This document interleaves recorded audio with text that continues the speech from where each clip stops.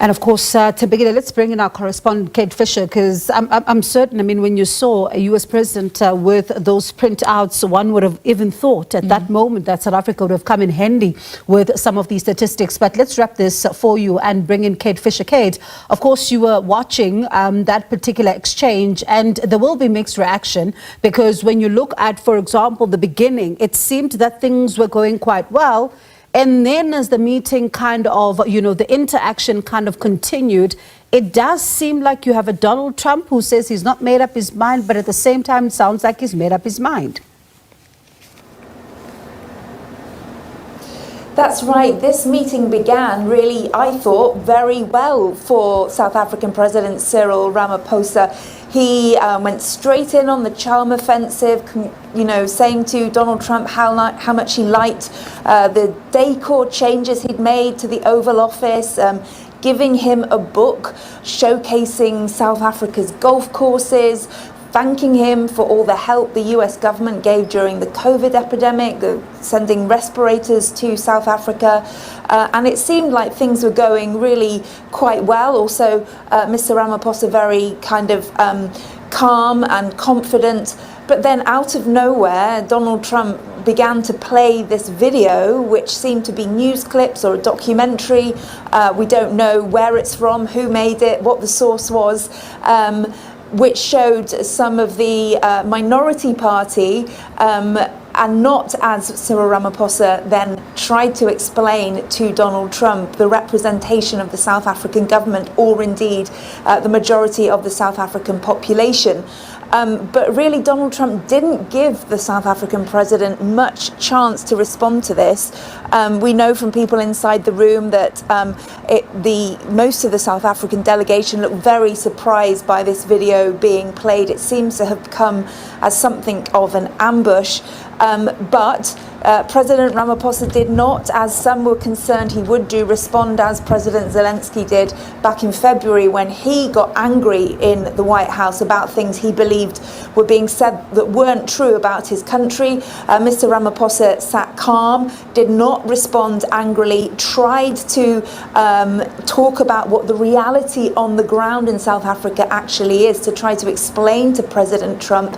As you said, when he was asked about what will you do to convince President Trump about what is actually the truth, he said, look, if there was any genocide occurring in my country, these three members would not be here with me, pointing to members of his delegation, including, of course, his agriculture minister, who is white and also wants to explain to Donald Trump what the reality on the ground is.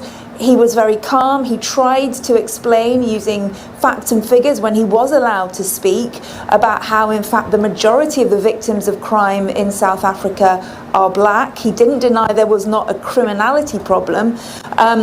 And he also used that as an opportunity to say, look, Mr. President, that is why we need your help to boost the economy, to get people to have more jobs so that crime is less of a problem in our country. But he wasn't given much chance to speak. And Donald Trump seemed really to want to keep repeating these conspiracy theories that he has read and been told without allowing President Ramaphosa to try to have any comeback on that. And that's the thing, right, Kate, especially when you think about the fact that this is a man who seems to have made up his mind. And even when he played that particular video, even when he's being told that this is, this is basically an opposition party, a leader of an opposition party, but he's made up his mind. And then when the question comes up to say, after all of this, and you are able to possibly iron out your differences, what then does the future look like and your investment looks like? But you get a sense that this is a Donald Trump who's essentially saying, I don't know, we'll see.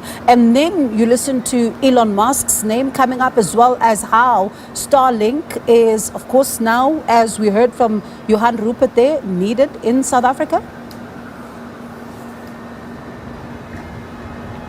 Yeah, this is very hard to see where these two men will go from here, given those extraordinary scenes, frankly. But Cyril Ramaphosa did said, you know, we need to talk about this away from the eyes of the media. He was, I think, really hoping to be able to speak to Donald Trump without reporters and cameras in the room, and he will be hoping at that point he will be able to clearly spell out what is actually happening on the ground in South Africa. And as he said, get other members of his delegation to explain it. So it's not just the president explaining it, but it is white members of his government. It is golfers, South African golfers, of course. I don't think golf has been mentioned as much in the Oval Office perhaps ever in history. There was a lot of talk about golf. This is one thing the two men can find in common, and clearly President Ramaphosa hoping that those golfing stars will be able to perhaps persuade Donald Trump, explain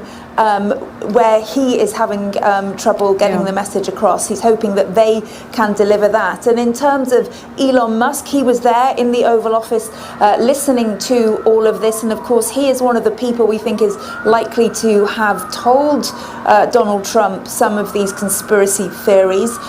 Donald Trump said, oh, you know, Elon Musk is here not for this. He's here to talk about how to launch rockets from South Africa. So that suggests as well that there is still some way of getting some trade and some deals involved, because that's what Donald Trump said Elon Musk was there for initially. All right, Kate Fisher, thank you so much for that update. And that's SABC News correspondent Kate Fisher live for us in Washington.